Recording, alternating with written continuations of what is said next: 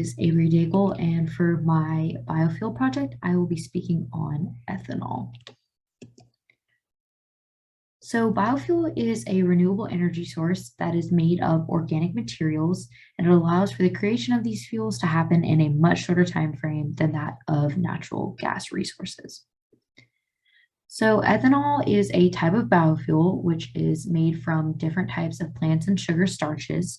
Here in the US, specifically made through corn, but it can also be made from cellulosic feeds like wood and crop residues, as well as sugar and sugarcane and sugar beets.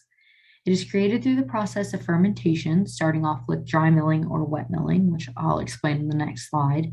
And it is a type of alcohol that is blended with gasoline. So when you go to the pumps and you see how it says 10% ethanol, that's referring to the fact that there is at least 10% ethanol mixed into the gas you're putting into your car, which is done so because it helps improve the power and performance of that gas. Ethanol can also be used for the aiding and manufacturing of drugs, plastics, and makeup. And ethanol actually started to have been used as early as 1826 when it was first used to power an engine. So it's safe to say it's been very widely developed and very widely used for a long time.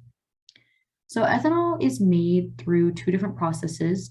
The most common one is dry milling, and it starts off with crops like corn being grown and then ground down, which is dry milling. And this ground up corn is then mixed with additives like water typically. Then an enzyme is added to this mixture, which is referred to as a slurry. And this enzyme will help break down the starches into sugar, which can be fermented through the addition of yeast, which creates ethanol and CO2. And to further purify and distill down this ethanol so it can be added into things like gas, it is distilled and evaporated and then denatured so it can be added into gas.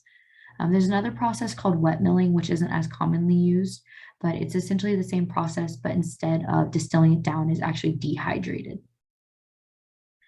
So ethanol has been very widely developed and used, as I said, dating back to 1826 was when the first usage was.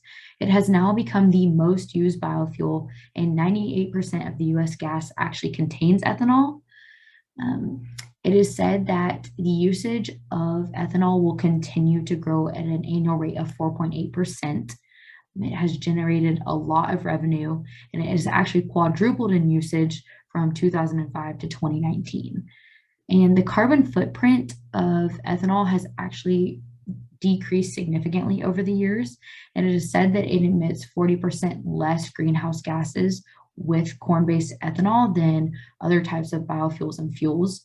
So it has actually done a very good job of decreasing the carbon footprint over the years. It has also had huge economic ties and impacts. It has really helped the farming and agricultural industry and has created tons of jobs.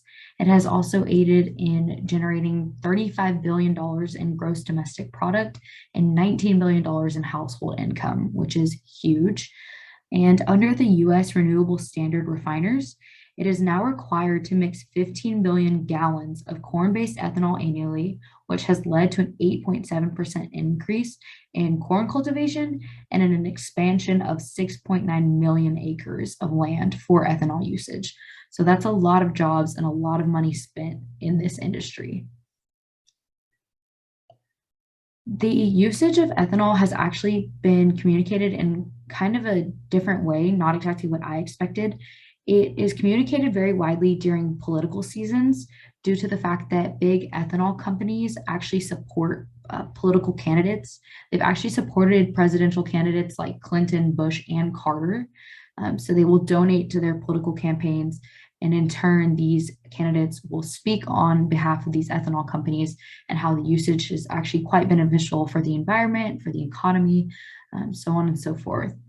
So the problem at hand, though, is that the ethanol industry has actually kind of been faced with some uncertainty due to the fact that over the years, the corn prices have actually risen, which is good for the farmers when they sell it, But the problem is the land prices have grown and have become more and more expensive. So these farmers are running into issues of having enough money and enough land to be able to continue supporting the demand of ethanol.